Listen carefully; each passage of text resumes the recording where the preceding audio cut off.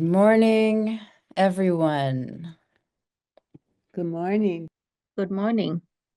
Oh, greetings to Good whatever morning. time of day it is for you. It is 10 a.m. here in Berkeley, California, but I recognize that we are a multi-time zone community.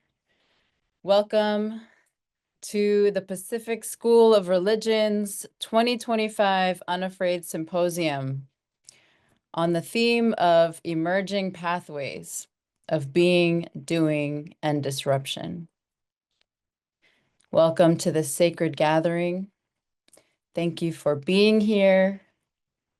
Whether you come as a student, a colleague, a community member, a loved one, a friend, we are so glad you've made your way to this space.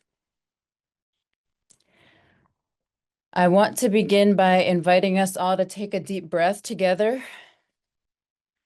If you'd like to find a more comfortable place in your seat, perhaps set your feet flat on the floor. Bring some awareness to your spine and to your breath. Let's take a deep breath together.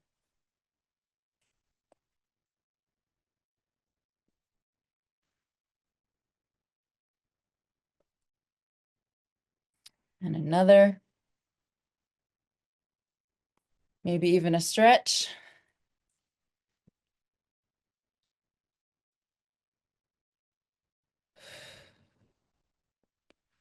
And one more.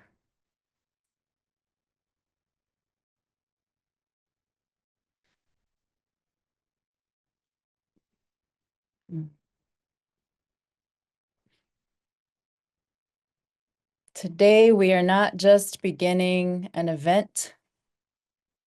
We are entering a sacred convening rooted in the fierce and tender legacy of Reverend Dr. Dorsey Blake. This theme of being unafraid asks something of us. It is not just a slogan or a brand. It is a way of being. It's a spiritual posture. It's a political, moral, deeply theological stance. It is a question and a challenge. What does it mean to be unafraid in a world that gives us every reason to armor up, shut down, or turn away? How do we remain soft-hearted and strong-voiced? How do we stay rooted, responsive, and radically open? Reverend Dr. Dorsey Blake lived those questions, not just in his words, but in his presence. I would say that to be in his presence was to feel the possibility of a different kind of world.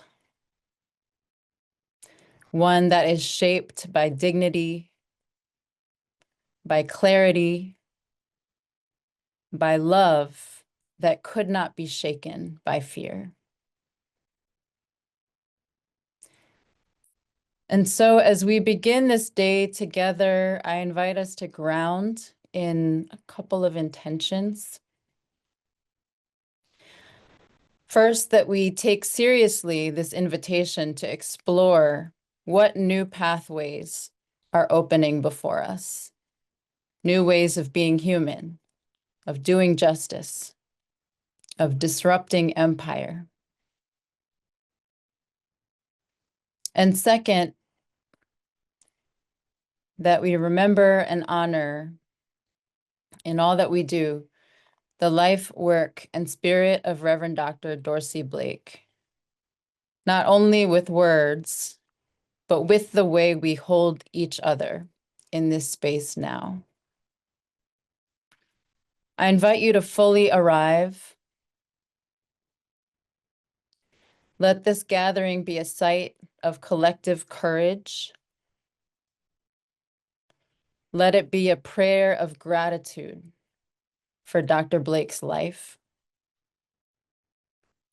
Let it be a spark that we carry forward in our classrooms, our pulpits, our communities, our organizing, our dreams.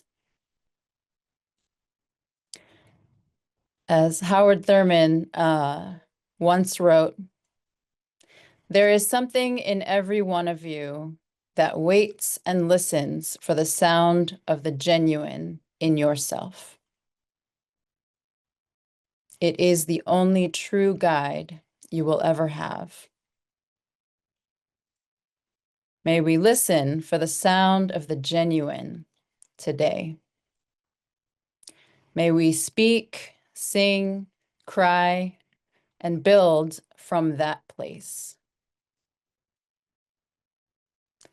Welcome. All of you is welcome here today. Let us begin.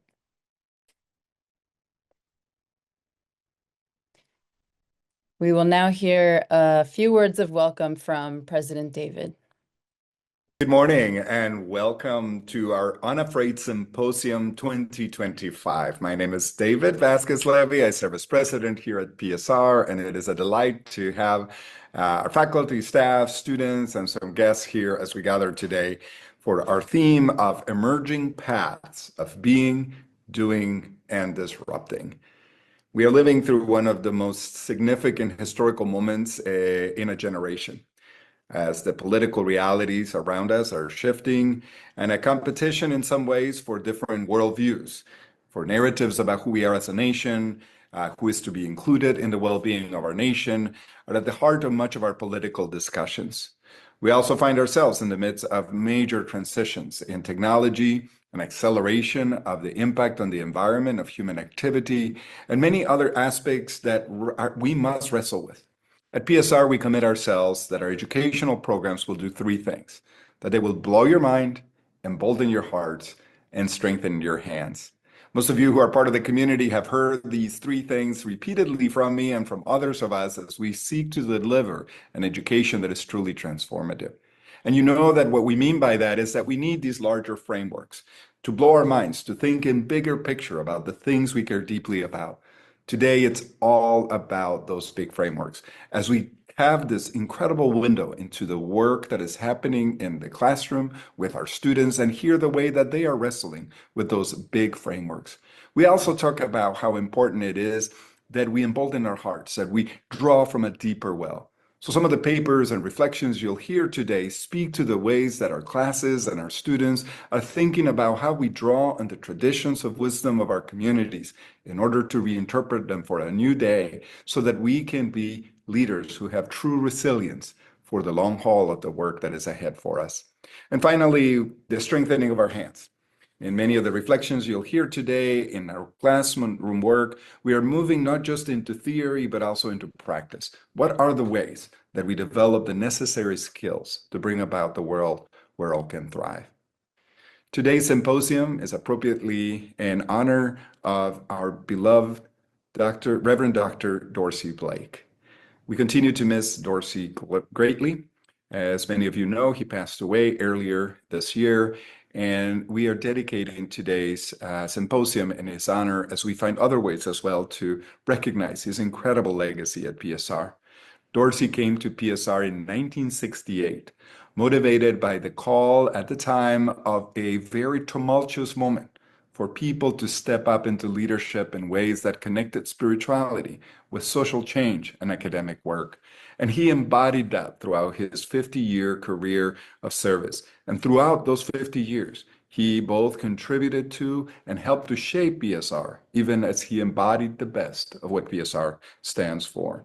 So we honor his memory today, and we are grateful. Part of that will take place as students in his classrooms, in his classes, share some of their reflections to it today throughout our various presentations.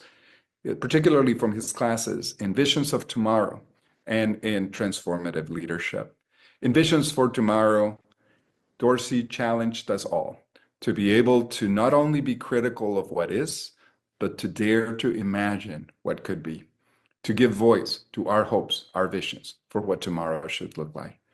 So it is fitting that we recognize and honor his memory today.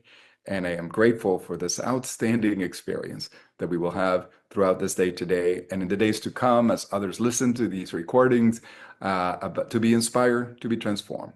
Thank you for your participation today, and my gratitude to everyone who's made today's symposium possible, especially Dr. Lisa Asadillo, Laura Ryan, and many others in the Office for Academic Affairs, certainly the work of our faculty and the dedication of our students and staff to the work that we do.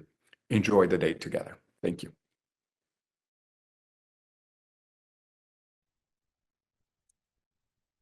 Thank you to President David for those words. Indeed, we are dealing with these large frameworks today, and what it means to do world building with a chorus of many voices. We are so excited now to welcome our very own Dean Susan Abraham, who's graciously agreed to offer our keynote on the theology of the ampersand. Dean Susan, floor is yours. Thank you. Thank you, Professor Asadillo, and thank you to everybody who spent so many countless hours organizing this, especially Laura, as President David said, and Matthew and Jacob, and so many others who are involved here. Our faculty who have contributed their time, and of course, our brilliant students. I'm so proud of you all, and thank you for being here today. So I want to start by investigating, or actually walking, a different pathway, talking about this theology of the ampersand. For those who may not know, the ampersand is the word and, A-N-D. In theology, in many ways, that is the most difficult word to deal with, the word and. What does it mean to say, for example, in Christian theology, that Jesus is both human and divine? So there is a lot of weight that the ampersand, the and, bears. And Christian theology is about investigating what that weight, what that spiritual, theological, and intellectual weight of that word is. But I want to back up a few thousand years and come at this question from my culture, because I think, given the fact that we are indeed honoring Dr. Blake today, I want to come at it from this very long pathway. So in the Brihadaranyaka Upanishad, which is an ancient text of India, about 4,000 years old now, a seeker named Vidagdha Sakalya approaches a very wise person called Yagnavalkya with a question: how many gods are there? Now, this is a very Indian question to ask because it presumes many things. A, that a human being can know. B, that there are many gods. And C, that a human being can actually get an answer to such a question. So it's a very Indian way of thinking.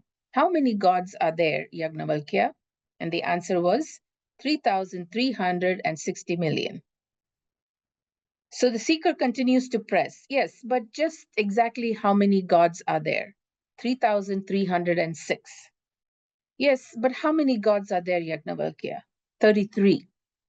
Yes, but exactly how many gods are there, Yagnavalkya? 6. Vidagdha keeps pressing, but just how many gods are really there? 3. But how many gods are really there? 2. Yes, but how many gods are there? 1.5. Yes, but how many gods are there? 1.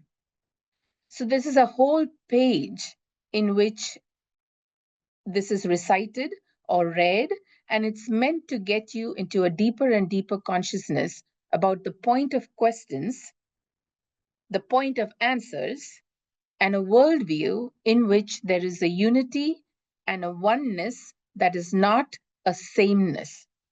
So if you would go into any, even now, if you would go into any temple in India, it may be dedicated to, let's say, one of the big gods, Vishnu, Shiva, Brahma. It could be dedicated to a goddess.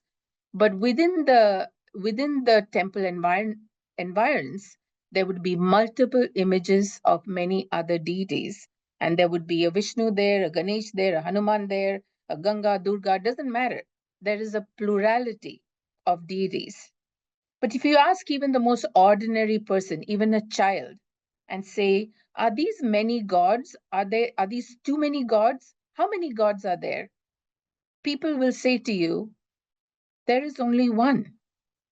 But if you say, then why are there so many images of the divine? The idea would be name and form are what is diverse, not being. Being is one. And that intuition is something that I've heard Professor Blake, our beautiful, lovely Dorsey Blake, talk about. Being is one. I'll come to that in a bit on how exactly he did that, because there was a point of contention between the both of us. I'll talk about it. In my senior seminar class, and I like to do this because I ask students to bring essays that they have been impacted by in their study at PSR. And Jenny John, I know you're here. Sorry to spotlight you, but you provided me with a very interesting essay on Thurman by Albert Rabateau, who's also in his own right a fantastic and famous African-American scholar. So Rabateau narrates how Thurman experienced a profound mystical intuition of the unity of all being.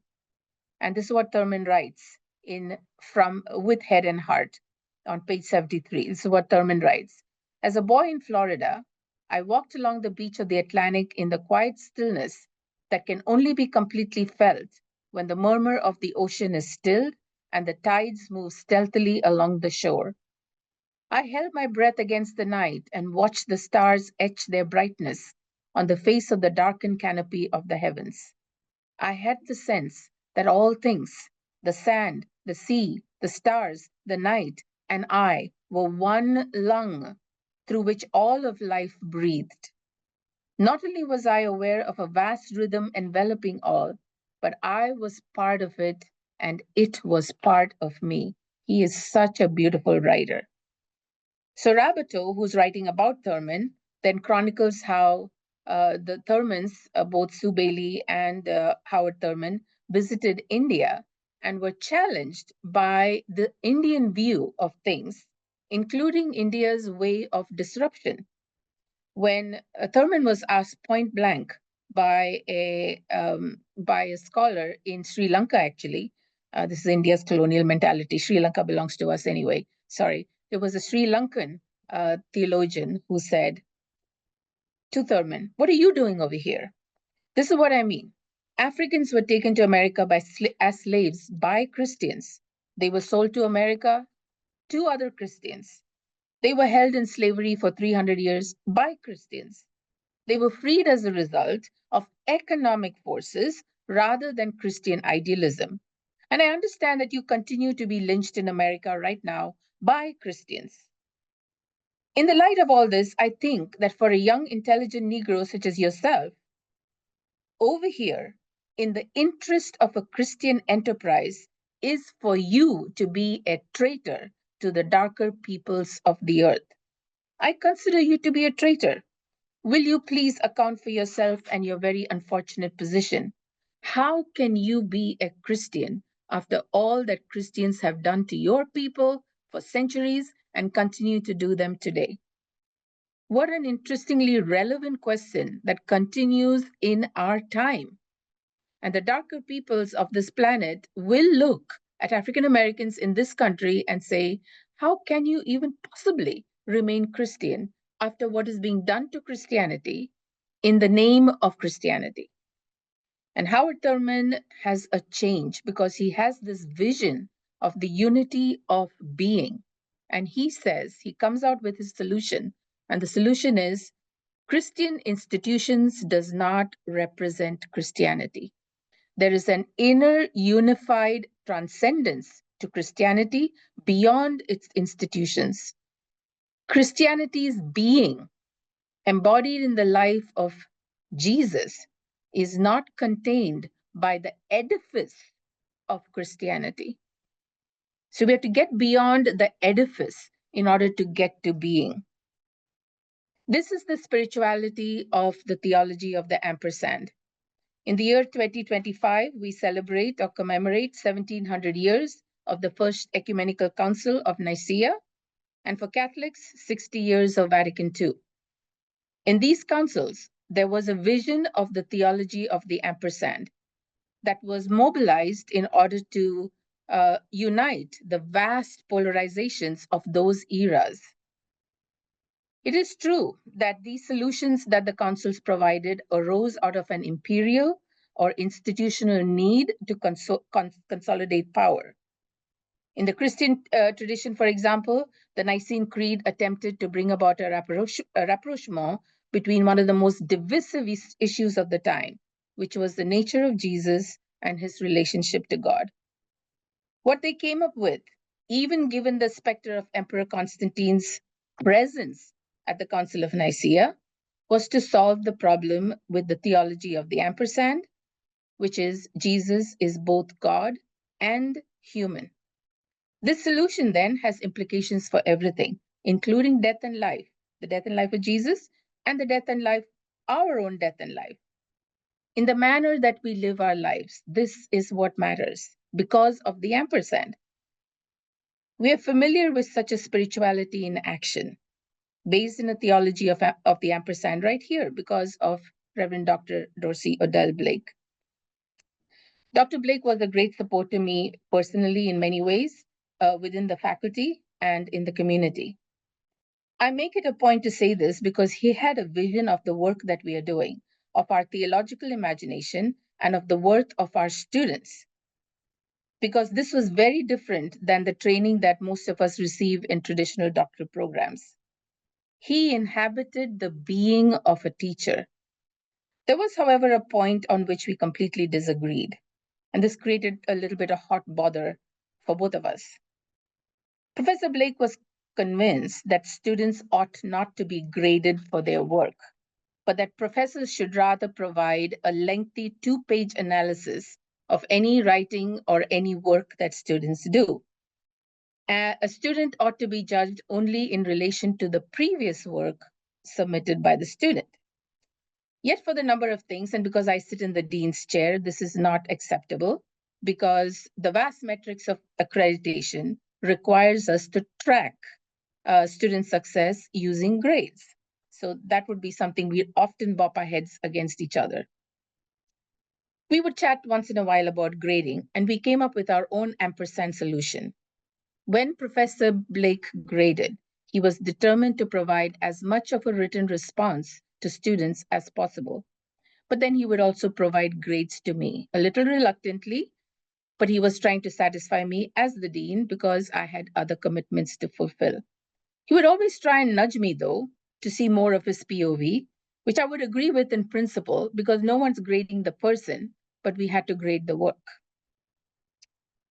I also agreed with him because of my own multi-religious upbringing in India, this ability to hold what in the Christian tradition is called the coincidence of opposites.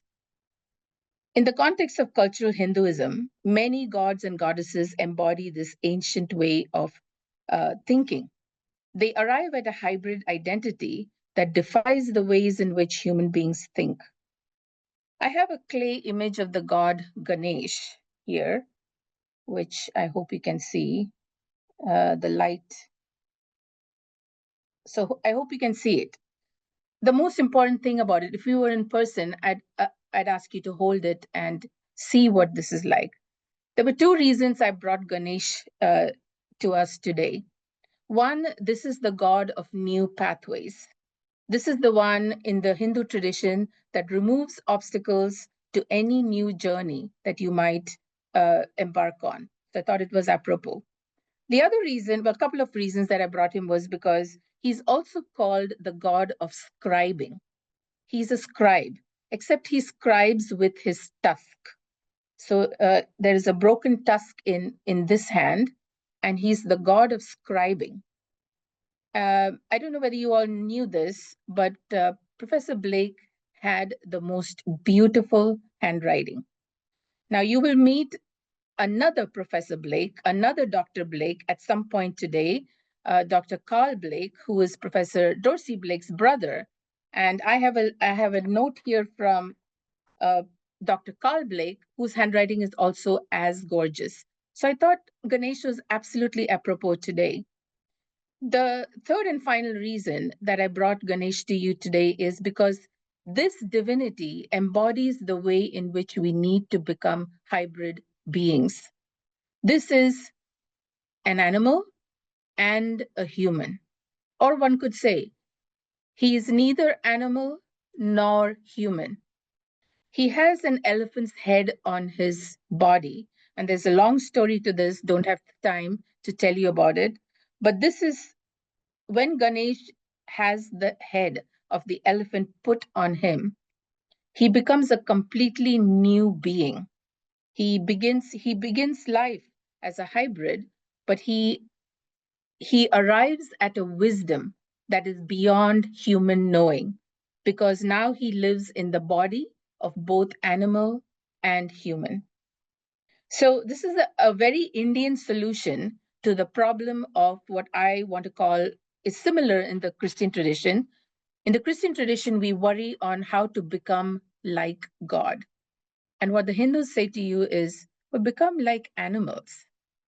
It might be a way for you to get to the unmediated reality of animals, which has a direct experience of God all of the time, unlike us who need languages, books, texts, everything else, teachers, in order to have an experience of God.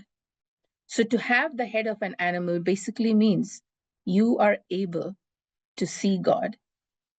So the kind of ampersand that I'm thinking about is, may you today become animal.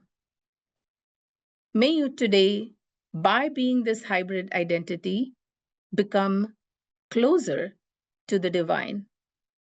May you hear that there is in no way the possibility of grading your absolute, unique, wonderful, brilliant worth. But your work may be assessed in the tradition of scholars who, like yourself, started very young and tried wanting to do better, and that work needs to be assessed in relation to that tradition. So, Professor Blake, we will always eternally disagree about the point of grades, but you taught me what it is to have a powerful vision for the present and for tomorrow. Thank you, my beautiful students and my faculty and my staff, all of you who contribute to this wonderful mission of embodying and embracing what it means to be one in the many. Thank you.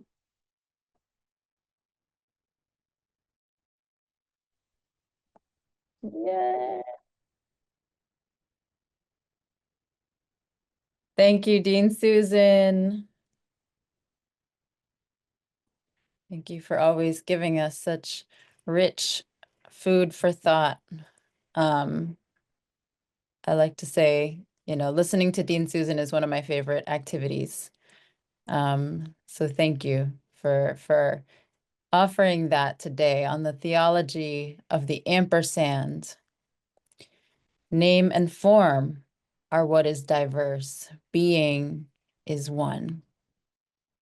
To have the head of an animal, you are able to see God.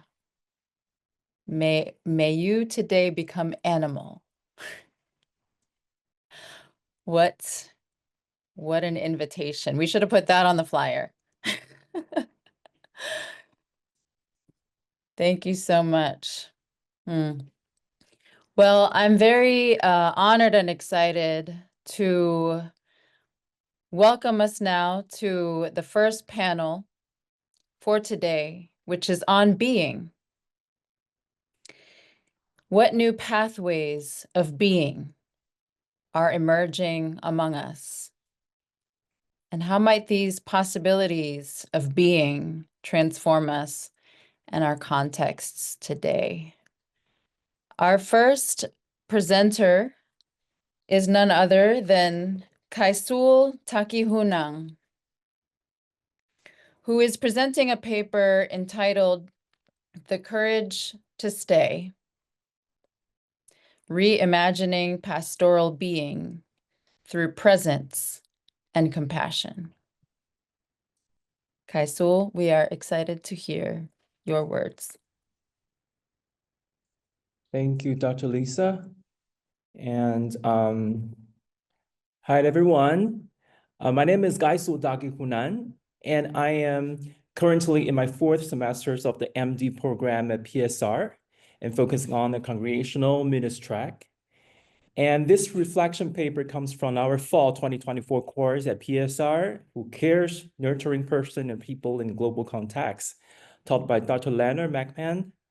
This class deeply inspired me because, especially I'm coming from a more rigid theological environment in the past in the church. This course, however, opened up a long-awaited new imagination for what pastoral ministry could be. And it became a profound reawakening of my vocational calling, and I'm deeply grateful for everything this course has offered. So here, where I want to take us today is we are living in a fast changing world right now, accelerated by technology, online connections, and the rapid flows of information. In this world, the traditional image of a pastor offering a certainty and authority does not always fit, and people navigate life's complexity more independently.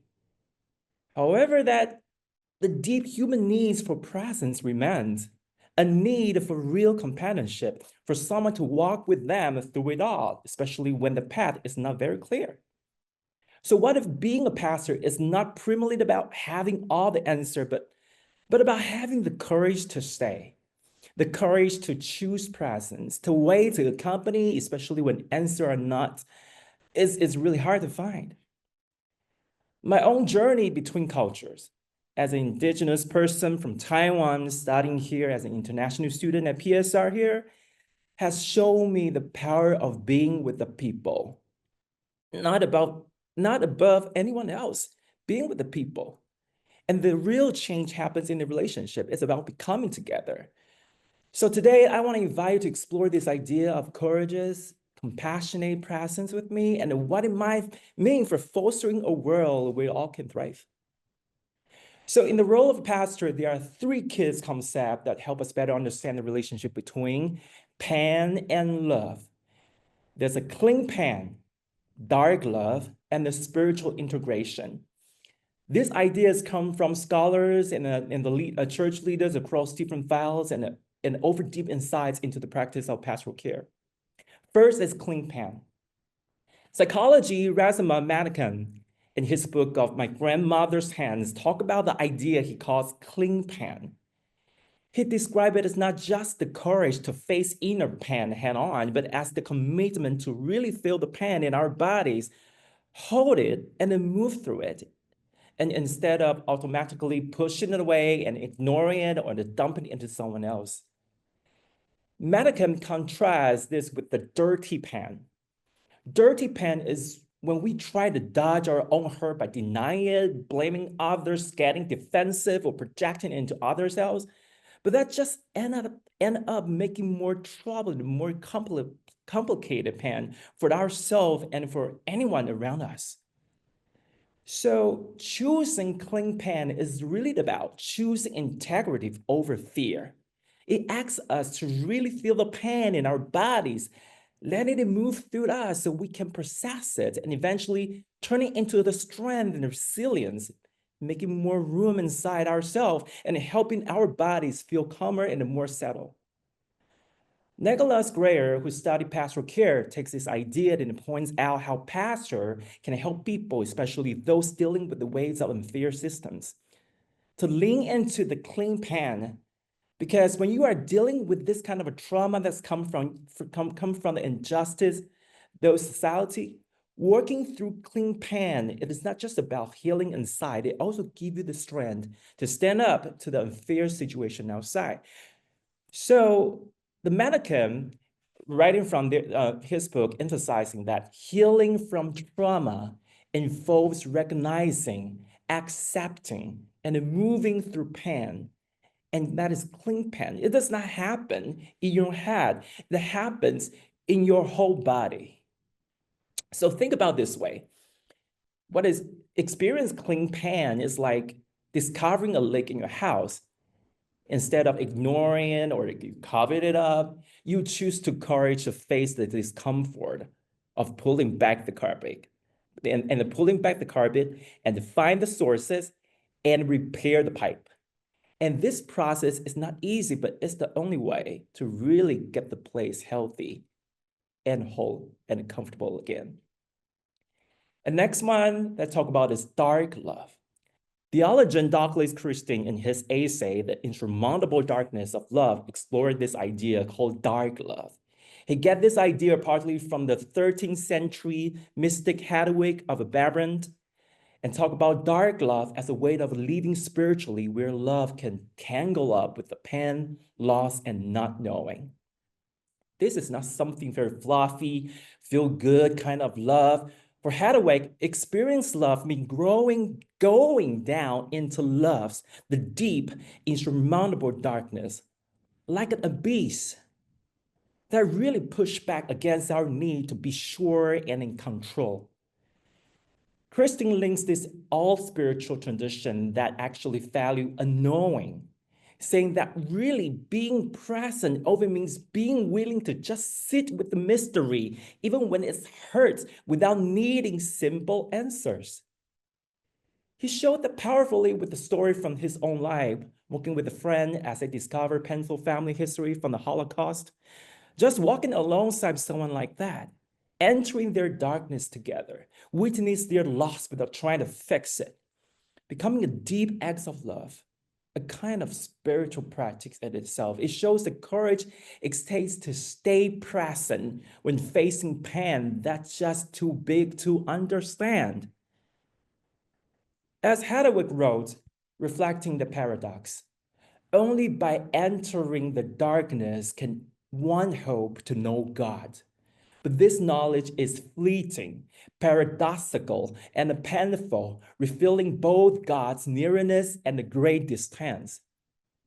So from a pastoral perspective, dark love can be understood as a committing to stick with someone right in the middle of darkness that has not been fixed and figured out.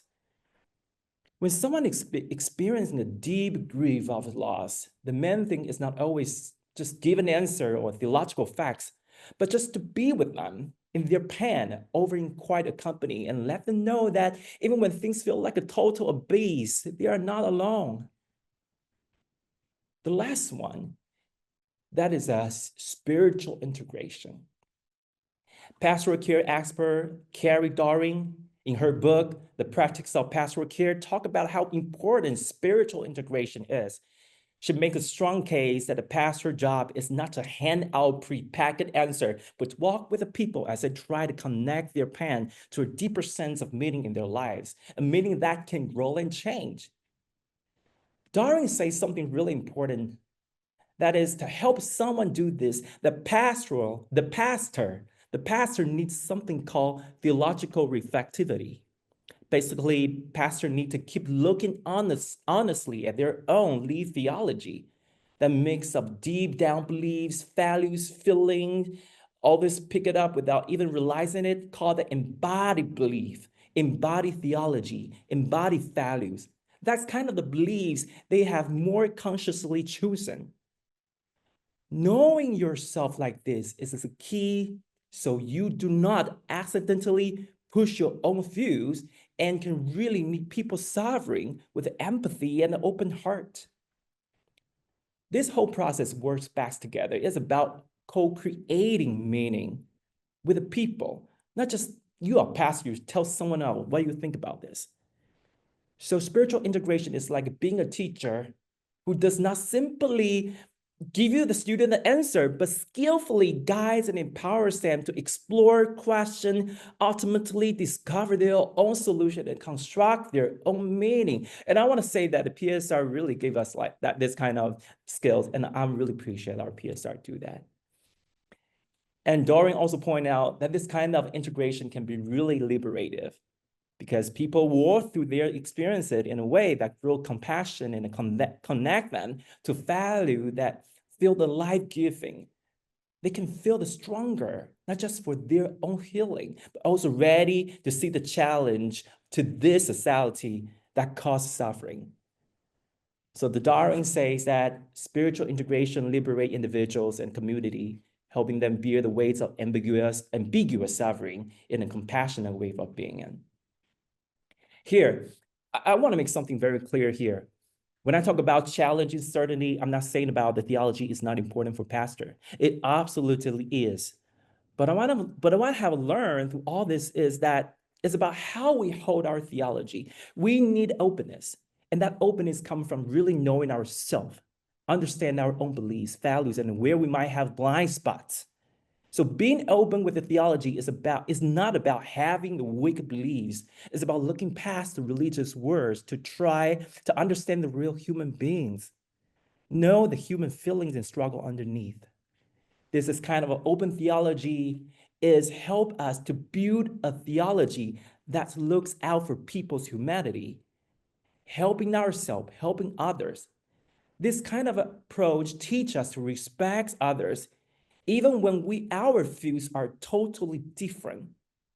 So the pastor means to learn to hold space, to create a safe place for careful listening when we find common ground and those even a small connection with the people. And it's not easy, but it's a lesson that we need to navigating through this complicated world. So think about what it means to be a pastor in this complicated times. We realize the main job is not the way to sharing information or doing this usual ritual. They become in a companionship, a spiritual guide, and root in the people feelings, no matter what their background. Those wisdom ideas come from clean pen, dark love, and a spiritual integration. The beautiful way of being present help them to face hard truth without turning away. Walk with the people through the darkness the light brings and respect everyone's own path. So the real purpose is finding out, holding on to certainty, but to have the brave vulnerability that comes from with the being faithful present. Being with the faithful presence impacts come from the connection, come from the empathy, come from the willingness to the journey with the people. I want to finish up today's with a story that really changed how I see things. A pastor I know as a strong advocate for LGBTQ rights was challenged by the critics who insist that LGBTQ individuals were destined for hell. The pastor's response cut right through the judgment while stating, I don't disagree with that, I don't disagree with that. But that pastor claimed that if the hell is where they are condemned to be, and that hell is where I'm going to be with them. So for me, that just nailed the heart of what I have been talking about today. It's an amazing example of a dark love in action. A love that say, your damnation will not separate you from my companionship.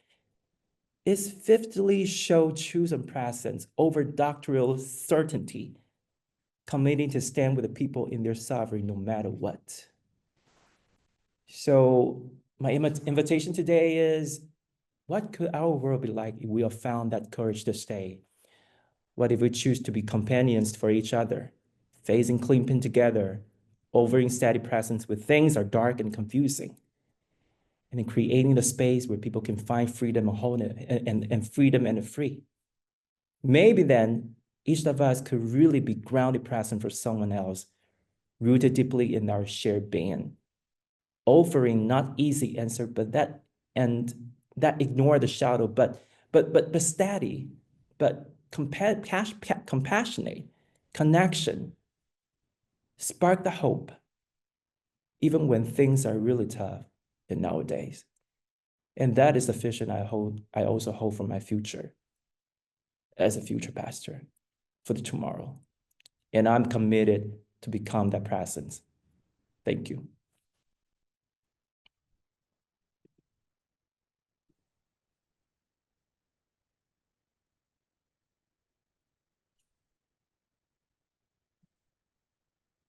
Thank you, Kaisul. Beautiful words beginning us today on clean pain, dark love, and spiritual integration. What does it mean to embody our theology, to live our theology, not deny our pain, but allow pain to move through our bodies, the pain of others to move through our bodies, facing truth, even when it's hard, without turning away, walking with, co-creating meaning. Dark love in action. Your condemnation by others will not separate you from my companionship. I love that quote. If hell is where they're going, then I will be with them. What if we choose to be companions with one another, knowing that there is no other way? Thank you.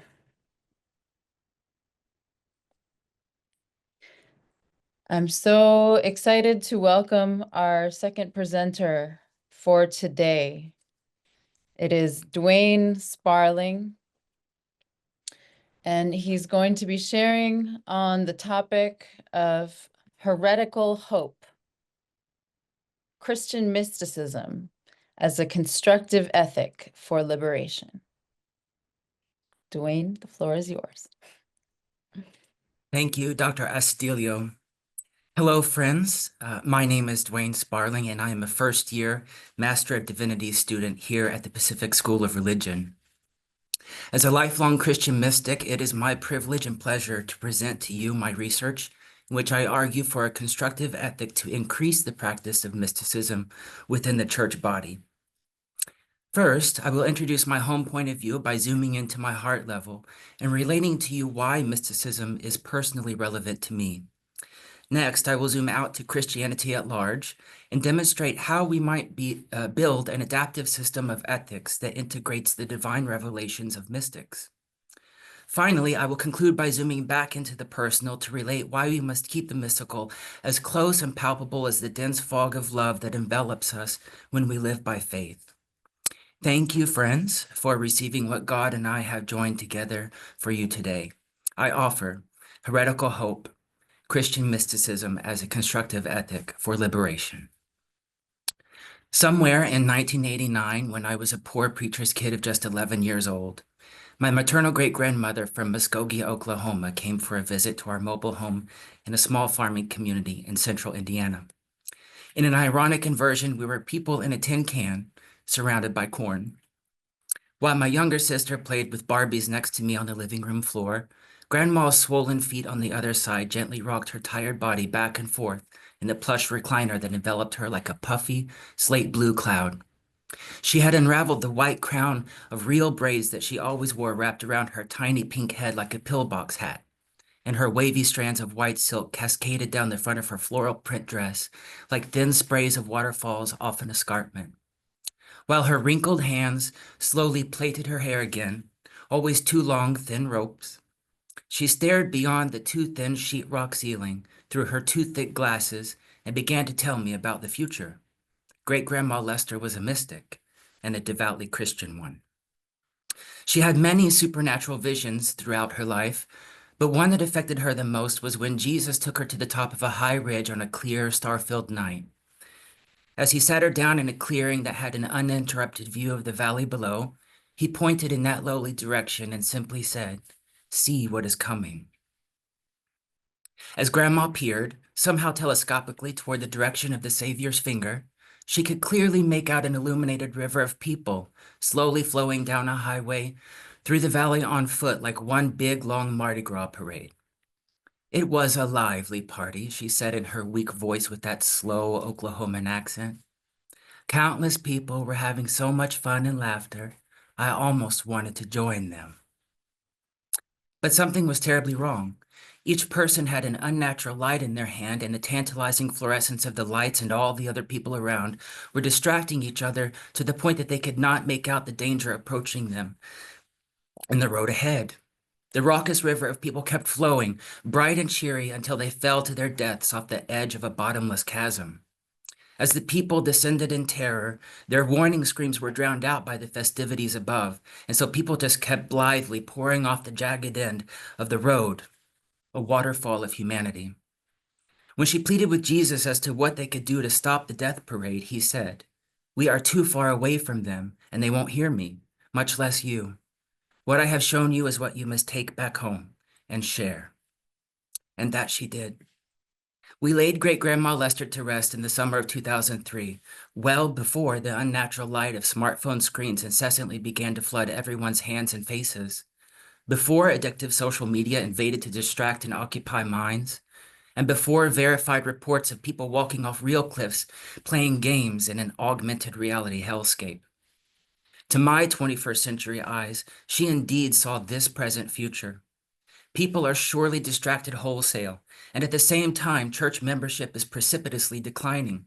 Church bodies are in free fall, disappearing off the cliff-hanging edges of shuttered sanctuaries that aggressively dot the land like mold on a slice of stale communion bread. All the while, Jesus and the mystic cannot be heard, like prophets silenced by the contemporary moment's addiction to its blue-lit, narcissistic reflection in fake filters, fake facts, and real fascism. To truly understand the messages of visionaries like Great-Grandma Lester, we must attempt to define the mystical cloud and construct an ethical bridge to it. Mysticism defies definition by its very nature, as it is a product of approaching and obliquely experiencing the ineffable. It is not simply having transcendent experiences, but also is primarily a process or a way of life that cannot be disassociated from the transformative consequences it is intended to produce in those who experience it and the roles they take up in the Christian community. Mysticism, as an integrated practice within the Christian tradition, has both theological and praxeological concerns. And if it is to have a place in restoring vibrancy and self-actualizing effects within individuals and communities, then the translation between its internal workings and its ethical extension into praxis needs a bridge built for that translation. Saint Teresa of Avila is one of the most well-known and beautiful expositors of the mystical experience and an ancestor of our collective Christianity. Her mystical description of the 5 effects of the divine presence in the soul find complementary ethical resonance with the 5 stages of the liberative hermeneutical cycle for ethics propounded by Miguel de la Torre, a modern-day Cuban theologian in exile. I will consider each of these steps and stages in sympathetic tandem as I put forth a call for a more mystical Christianity for today. But as we follow ancestors like Great-Grandma Lester and Saint Teresa of Avila up the mountain into the mystical cloud of unknowing, it is important to remember that their oracular voices have been largely suppressed because of their sex and gender. Intractable misogyny is one culprit, but spiritual insights of a private nature tend to challenge institutional hierarchies. One deontological imperative that is ratified by most of the recent literature on Christian mysticism and its future is that it must be all-inclusive. Mysticism in this sense is moved from the margins and made a feature of people's everyday existence as they live the Christian life. Moreover, if Jesus the Christ made no distinctions amongst those to whom his ministry offered healing and revelation, then we cannot make distinctions either. All Christians have mystical capacity, and therefore each must be offered a seat at the oracle's endless banqueting table as we process and discover new ethical solutions for our time. As we bring all mystical Christians into Miguel de la Torre's hermeneutical circle for ethics, the first stage in the process is to conduct observation with subsequent historical and interpretive analyses. When applied within the context of mysticism, our seers are offered revelatory views that go beyond the empirical to the heart of the underlying forces at work in the material world. As a result of such penetrating vision, a greater fidelity to some objective reality is increased. Saint Teresa of Avila describes it as a self-forgetfulness so complete that she really appears not to exist. It is a liminal space in which a mystic's ego and power collapse in the presence of omnipotent God. In this way, the mechanisms supporting oppressive systems are likely to be made more manifest, thus fulfilling what De la Torre deems a prerequisite for ethical responses in the world. The second stage in the hermeneutical circle for ethics employs reflection through analyses using data and tools provided by the social sciences. According epistemological and reflective privilege to the marginalized is one way to name and formulate antidotes to the sins of oppression, which frighteningly materialize like monsters creeping behind the statistics that prove their very real existence. However, encountering these evils brings suffering with realization. This is where we find comfort in mysticism. Mystics are intimately acquainted with victimization, rejection, and suffering, and have a long history of martyrdom. They are, by definition, quite marginal. People of great willpower, they are often living martyrs to their own desires, ever with an eye toward the whole. Therefore, Christian communities, infused with such mystical strength and robust analyses conducted with modern data, could stand to effect broad, lasting, and just solutions to the most difficult modern social problems that require the twin virtues of courage and endurance. The third stage in the hermeneutical circle for ethics encourages prayerful theological and biblical analyses of the results of data investigation and reflection. Like the social analyses in stage 2, these interpretations are also vulnerable to bias and require application of the hermeneutic of suspicion. To read scripture this way is to understand that the Bible's authoritative role in the formation of Christian ethics is established if and when the principles lived and spoken by Jesus are contextualized for the present day. Here we locate the check on mystical messages presented to the community after analysis and contemplation. Do such revelations jibe with Jesus the Christ and his way, truth, and life? Do the messages of the mystic in context tend toward abundant living and a flourishing existence for all? The grace that attends this stage is that it is to be done prayerfully. Because the Eucharist or communion is one of the most long-standing and communal exercises of prayer, this rite is a promising site where the mystical and the political can meld into a potent point of mobilization for spiritual progressives. It can even be a source of inexplicable joy in the midst of identifying with Jesus and each other's suffering. For instance, on Jeju Island, Korea, they end their Holy Communion with dancing, a symbolic action of celebrating and affirming life given from God. The ethics circle's fourth stage next calls for implementing orthopraxis, which is defined as the doing within a reality informed by theory and doctrine. Or more mystically, the process by which privileged Christians are transformed into the image of Christ. This image of Christ that deeply mystical members of the faith reflect is a non-violent but effective one full of generosity and humble meekness. Civil rights leader and Christian mystic Howard Thurman casts nonviolence as a creative, ethical approach to change, capable of producing specific ramifications in society. Mystical nonviolence is therefore a radical pathway to empathy affected by its inherent transcendence of identity alignments, and arrives at the goal of liberation by traveling through the mystical cloud of active, resistant pacifism. The final stage of the hermeneutical circle raises consciousness through an inductive, reflexive, circular process that encourages the informed creation of new ethical perspectives. It resists the pride of finality. What was once an ending is now a new beginning, and the mystics among us are encouraged to reascend the inner mountain and initiate the cyclical process again.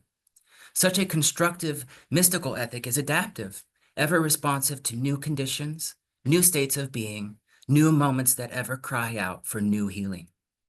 But what of the detachment effect that the mystics encounter as part of this reflexive process? Reading Saint Teresa of Avila, we find it is a practice of honest, authentic living before God and in community that is less concerned with material wealth, selfish pursuits, and other such distractions. Assumption of this way of being creates broad inner space for the contemplation necessary for receiving divine messages and mobilizing energies to participate in the changes that they mandate. Our visionary saint beautifully articulates that to be detached in the Christian faith is to care for God's honor alone, mystics offering to His Majesty their willingness to live as the most costly oblation that they can make, just like my great-grandmother. When Great-Grandma Lester tenderly told me about her mystical edge and its attendant visions, I never disclosed my own. By the age of 11, when she related the opening narrative of this discussion, I had already experienced recurring, waking dreams that foretold my dad's precarious life of wandering on the margin of margins, a choice to leave his life in ministry that would blindside us all over the coming years. I like to think that he found God there, but I don't know. Presently, I'm still dreading to see not if, but when Great-Grandma Lester's vision of all those screaming, falling people will come true. But perchance it's already working its way into reality. That's the difficulty with mysticism. Try as we may, it can be asynchronous and is full of pregnant symbology, much like Jesus' parables.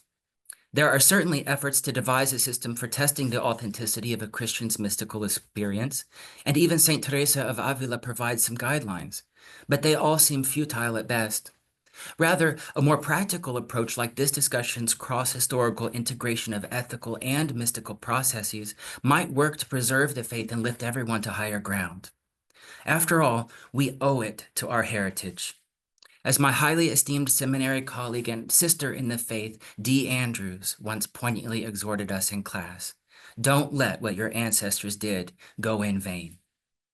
Down here on this valley's road, we presently stand a very good chance of survival by placing hope in what has often been deemed throughout history as defiant, sacrilegious, heretical.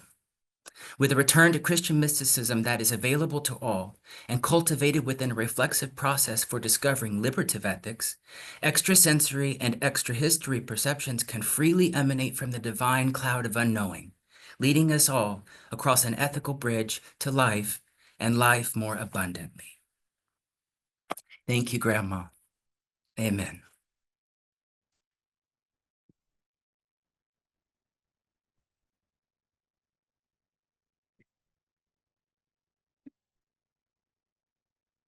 Wow, thank you so much, Dwayne Sparling. Thank you for your words, your brilliance, your theoretical work, your storytelling. I'm just seeing Grandma's swollen feet and the hat, and thank you for ushering us into the beauty of language, the images we're able to generate, and the visions. Thank you for introducing us to Great-Grandma Lester, who was a mystic.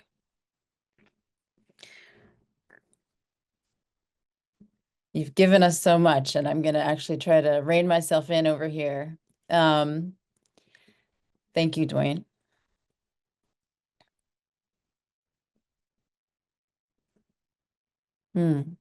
And I love this, the deontological imperative that mysticism must be all-inclusive.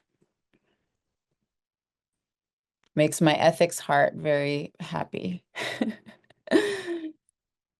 All right, well, I am now so excited to welcome our final presenter for this first panel on being. We have the honor to hear from Barbara Murray, who's going to be sharing a paper that asks the question, how do we grow spiritually? Barbara, the floor is yours. Thank you, Professor Lisa. Good morning. My name is Barbara Murray, pronouns she, her, hers, and I'm a third semester MDiv student here at PSR.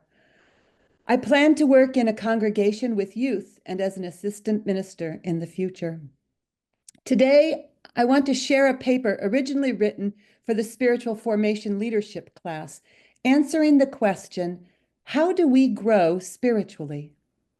Having answered Dr. Ruiz's first challenge to find and explore a metaphor for our spiritual self, I am a bulb, I have set this answer within a garden, planting, feeding, weeding, and trellising. How do we as human beings grow spiritually? Just as plants need nourishment, sun, water, and I contend love to grow and to bloom, so do we as spiritual beings. Tending our spiritual growth is a lifelong process that includes brokenness and work, fertilizing and cultivating, weed control, and good support, a trellis to lean upon. I will explore this in 4 stages. First, planting the seed, recognizing that the divine is inside us. Second, watering and feeding the seed through spiritual disciplines. Third, weeding and cultivating the garden through gratitude and compassion. And finally, fourth, trellising, establishing community. It takes time and energy to grow a garden. First, we must plant or recognize the seed already planted. Henry Nouwen says, God chose us. We have a special relationship with God who planted the seed through love. He says, when I know I am chosen, I know I have been seen as a special person. I think that the breath of God breathed into us at creation is the seed of our being loved. It must be noticed. How do we identify this seed of our chosenness? In his book, The Call to Discernment in Troubled Times, Dean Brackley, S.J., writes that faith recognizes the call to love and serve as the voice of Christ. We must open our hearts to hear it and respond.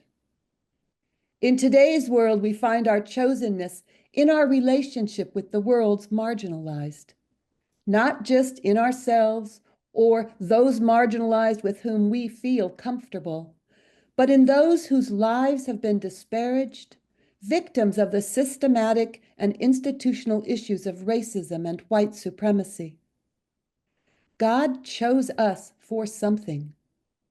And discernment is a lifelong process, and tending the garden must be done with great care and attention. Spiritual growth calls for tending, spending time in prayer and meditation. When we slow our lives, we can hear and be, hear our heartbeat, feel the sun, and listen for God's voice. Prayer and meditation are among the tools we use to water and feed the garden. I find this process to be one of the toughest disciplines of spiritual growth.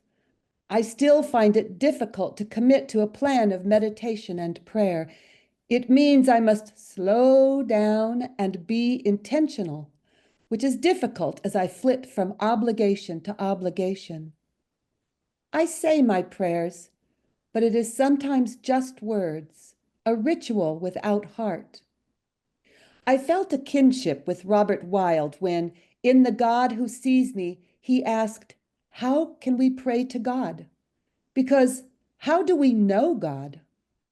We want to pray to someone, not an empty void.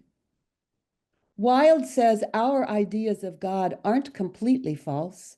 Everything we can think about God is very inadequate and limited. But God knows our thoughts. When doing a more formal meditation, I have found the following to work. Be still and know that I am God. Be still and know that I am. Be still and know. Be still. Be. I need to slow down and take time to be with the Spirit, with God. So on the weekends when I go home, I find time to meditate in my garden. I love just sitting, taking in all around me, the grand picture and the tiny details, fixing my attention on one thing, a leaf, a bug, a new blossom on a bulb. The marvel of the garden is seeing how intertwined everything is.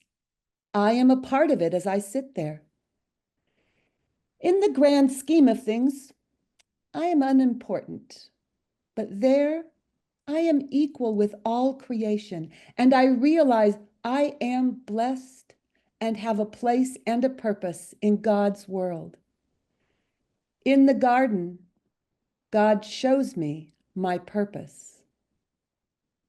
I begin my meditation by observing and being grateful for the quiet. Then I hear the rustle in the wind in the fuchsia and the high-pitched whir of the hummingbird as she zooms in to stab every blossom. I hear the shrill single-note call of the chickadee trying to attract its mate. I observe the blossoms on the violets that riot around the edges of my garden, although I only planted 3 small isolated plants from my mother's garden after she passed away. They grow and share their shy purple flowers and sweet scent.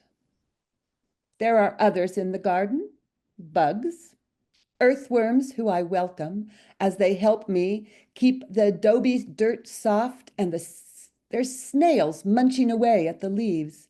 Not so welcome. There used to be paper wasps, but my neighbors, feeling threatened by them, water blasted the nests in the eaves. I miss the wasps flitting in and out of the flowers and the bird bath. I hope they'll come back.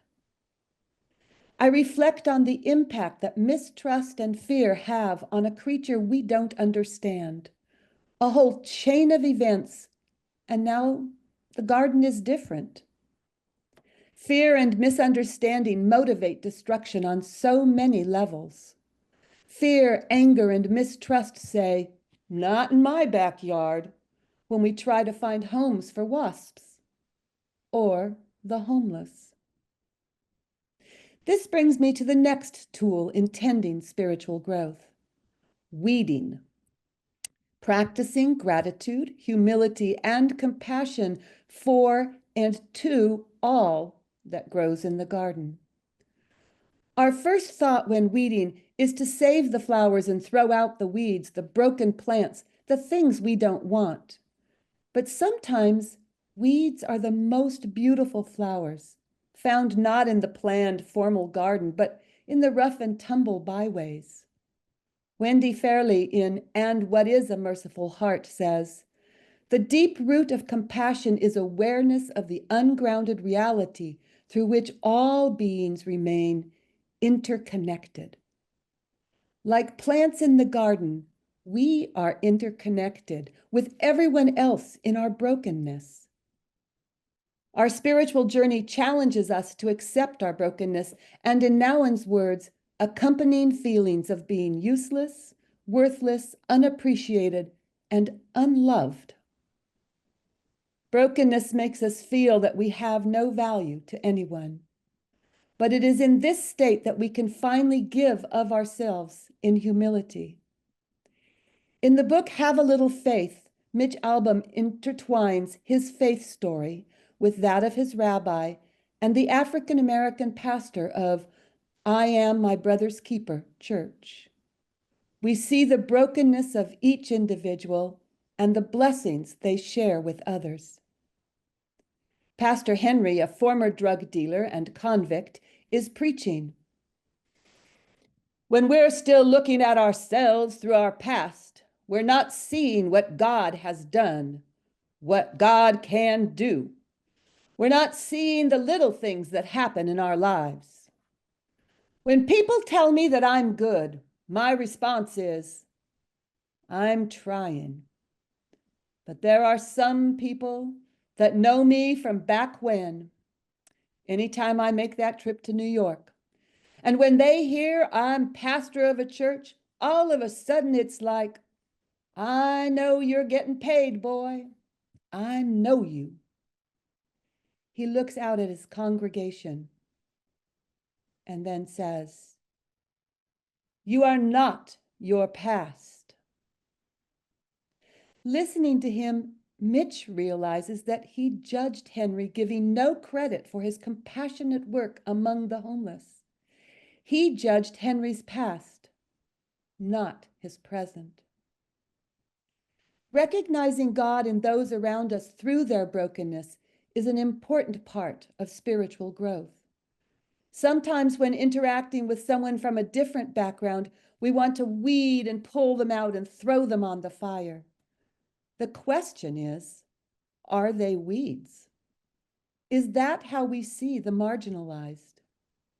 Jesus, in his parable of the wheat and tares, said, "Do not pull out the weeds, for you cannot tell the weeds from the wheat." Emily Towns says that in our white-dominated history, imagination works to create images that make evil real in images that we fear. Images that have an enormous impact on how we understand the world. We must weed out the fantastic hegemonic imagination, not the people that we have vilified. I had an experience some years ago that illustrates this point so strongly. It is a part of my bouquet. In March of 1987, I took the train from Washington, D.C. to New York, arriving at Penn Station at 2:30 in the morning. I was uncomfortable as there were a lot of drunks and homeless and others hanging around, so I decided to take a cab to Grand Central Station from where my next train left at 7. The taxi dropped me off across the street from the doors to Grand Central and drove off. I walked up to the door. It was locked. On it, a sign said, "These doors are closed from midnight till 5:30 a.m. Now what? Oh, I saw movement down the block. It was just these doors then. But no. When I reached the unlocked doors, they opened onto a foyer whose inside doors to the station were also locked. About 20 homeless people were in the foyer, staying warm. And I was greeted at the door by a tall black man who towered over me. "You looking for something?" he asked. I need to get into the station to take the train," I said. "You looking for the subway?" I explained again that I needed to get inside for a train in the morning. "Lady, this isn't a good place for you. You see that cafe down there? You go on down there and wait there until 5:30, then you come back here." And with that, he took my suitcase and walked me to the cafe. He opened the door, handed me my case, and left. I sadly admit to assuming the worst in my first impression. I saw the shadow side of my angel, not his goodness. I saw his shadow because I judged his brokenness. Shared brokenness brings us together, and it teaches compassion and helps us build our supportive spiritual community. So the final step in growing our spiritual garden is trellising, finding the support of a community. Brackley discusses the challenge and support of wisdom-bearing community. We need companions who share our vision, a community that can support us, challenge our perceptions, guiding us to an alternative vision. Thrive buddies, that's what it is at PSR. A class member who noticed something in my facial expression during class took time to walk with me afterward and ask if I was okay. That same individual may also be the one who says, "Throw those thoughts away. They are not helping you grow." A community is a place of support. It is love in action, acknowledging and embracing differences and seeing the blessedness of all. Nouwen says, to be chosen does not mean that others are rejected. To be chosen as the beloved of God is something radically different. Instead of excluding others, it includes others. Instead of rejecting others as less valuable, it accepts others in their own uniqueness. It is not a competitive, but a compassionate choice. In the garden of my spirituality, there is room for many. The seeds have been planted, and with careful tending, prayer, weeding, sharing, and compassionate giving to and with others, I will someday find, I know, a full spiritual life. Thank you.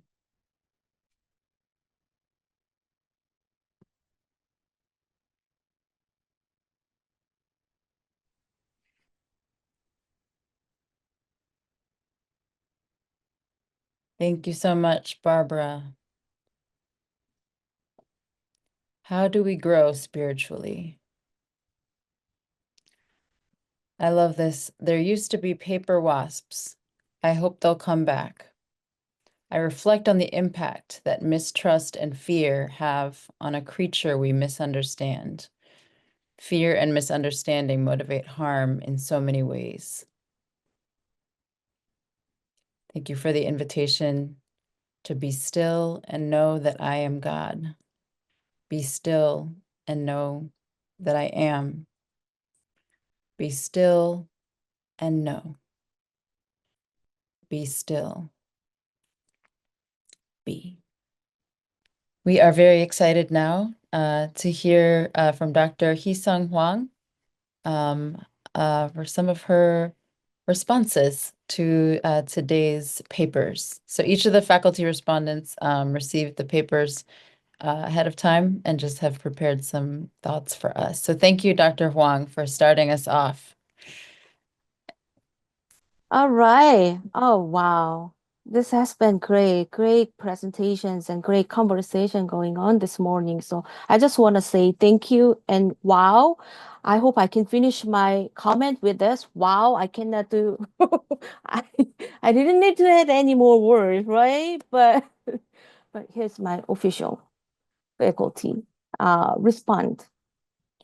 So, dear presenters and the PSR community, thank you. Thank you for this opportunity to respond to this rich and generative panel on being for this Unafraid Symposium, Emerging Paths of Being, Doing, and Disruption. This year's symposium, which honors the life and legacy of Reverend Dr. Dorsey Blake, beautifully captures the spirit of some of his most beloved courses, Transformative Leadership and Visions of Tomorrow. Oh, I wish I could spend some time with him, learning, conversing, and more, maybe arguing, hitting heads each other, and more, right?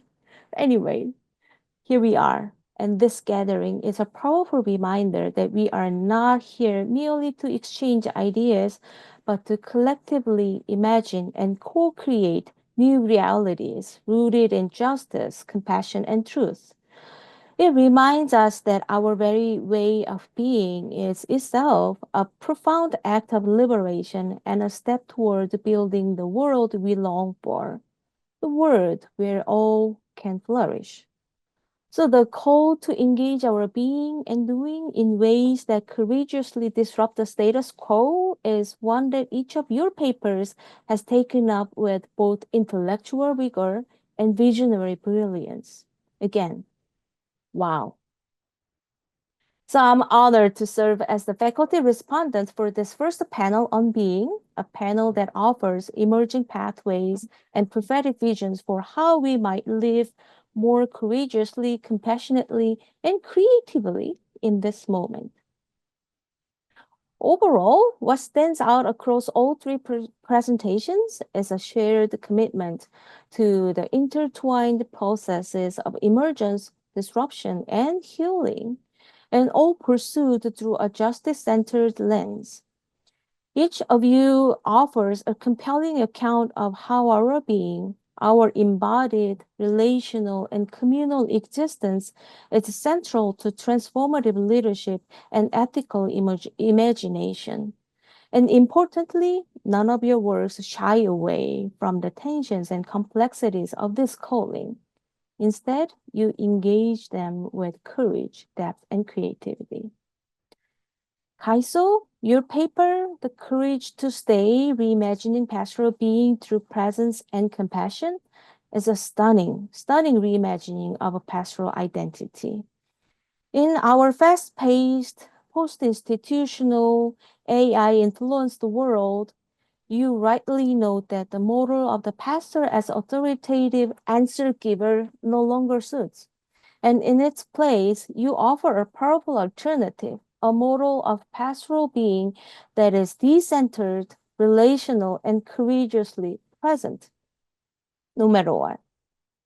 Your three core concepts like a clean pain, dark love, and spiritual integration are beautifully articulated and deeply grounded in both psychological and theological wisdom. And drawing from contemporary insights in trauma theory, contemplative theology, and pastoral care, and more, you weave a framework that affirms presence not as passivity, but as protest, solidarity, and sacred disruption. Good job, right? And your storytelling voice also is very, especially very compelling, and honest, vulnerable, and invitational. And when you asked, what if being a pastor isn't about having all the answers, but about the courage to stay? Then you offered us not just a question, but a reorientation of vocation. For further thoughts, for critical engagement, you kind of share the seeds of these possibilities. But I want to invite you to consider how your model of staying might navigate institutional structures that are resistant to decentered leadership. How can a presence-centered approach both withstand and subvert ecclesial systems built on certainty, authority, and control? And additionally, could this model be extended to other vocations of spiritual leadership, including chaplaincy, activism, or even spiritual companionship outside of church context? Let's keep thinking. You offer not just a pastoral theology, but a human and communal vision of accompaniment. So I thank you for your courage and clarity, sharing your vision. Dwayne, your paper, Heretical Hope, Christian Mysticism as a Constructive Ethic for Liberation, is wide-ranging, intellectually rigorous, and spiritually resonant. With boldness and clarity, you reclaim mysticism not as esoteric escapism, but as a prophetic and political ethic. And beginning with your great-grandmother's mystical vision and moving through Saint Teresa Avila, Miguel de la Torre, Grace Anson, you construct a compelling bridge between the mystical and the material. And the 5-stage bridge, linking mystical encounter with ethical praxis, is an important contribution too. And you show that mysticism, rightly understood, is not just about detachment from the world, but deeper engagement with it. And your critical questions are incisive. And now, then how do we democratize mysticism without diluting its depth? How do we prevent mysticism from being co-opted by individualism or spiritual elitism? I'd like to encourage you to expand on the communal practices also that sustain mystical ethics. Then how do we cultivate and collective discernment and accountability and joy? Also, your storytelling, grounded in your family's legacy and your own mystic identity, adds emotional power to your intellectual argument. The ethical implications of reclaiming mystical experience as liberative, and especially for marginalized communities, that's something the church desperately needs. So I thank you for your courageous and brilliant work here. Barbara, your paper, How Do We Grow Spiritually, is a lyrical and deeply embodied meditation on spiritual growth. And your metaphor of the garden, from planting, watering, weeding, and trellising, gives us a theological ecology for understanding the layered, non-linear, and communal nature of our spiritual becoming. And your reflections on brokenness, humility, and compassion are especially powerful. And we also shared in our small group discussion. Right? The imagery of violets from your mother's garden, the hummingbirds in flight, and the homeless man at Grand Central offer poignant reminders that the sacred often appears in unlikely places. So your writing is rich with grace. It feels less like reading a paper or listening to a presentation, but more like being invited into a prayer.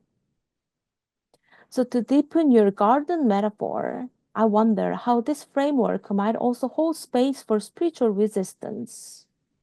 Again, you shared the seeds, so I just want us to kind of think through together to build more, to cultivate this garden more richly. So how do we weed when the very soil, the system itself, is toxic?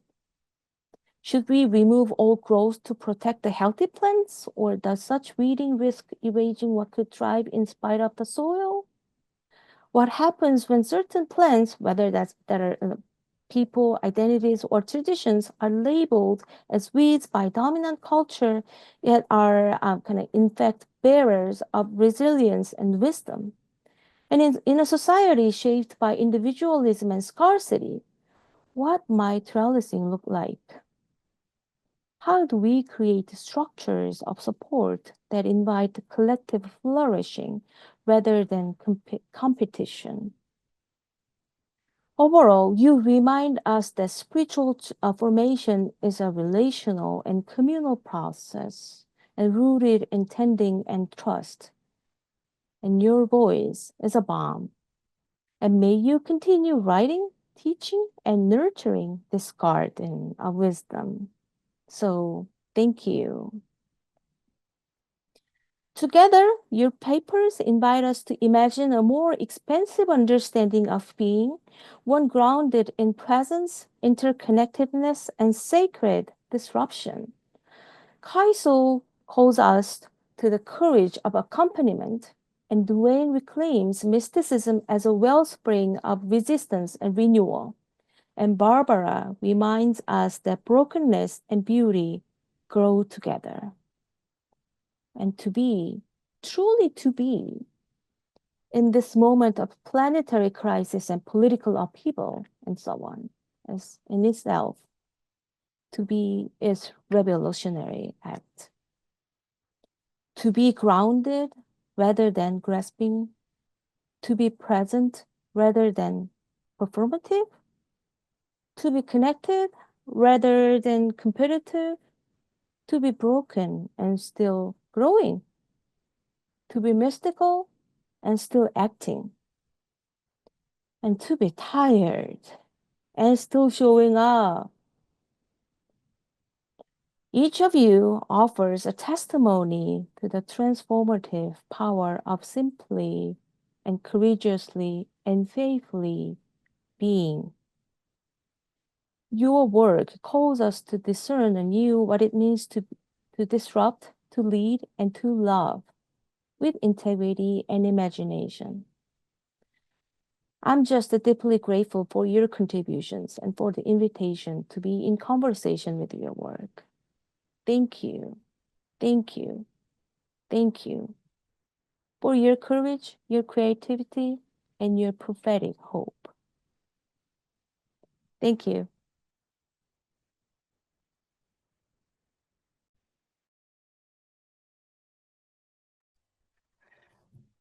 Wow, thank you so much, Dr. Hee-sung Hwang. We're so excited to have you at PSR in your first semester with us. What a joy.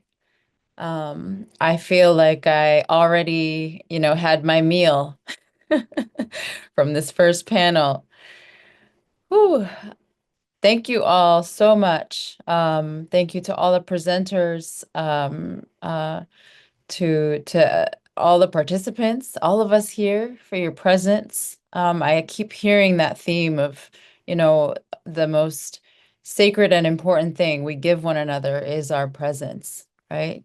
To be tired and still show up, to be broken and still growing. Whew, thank you.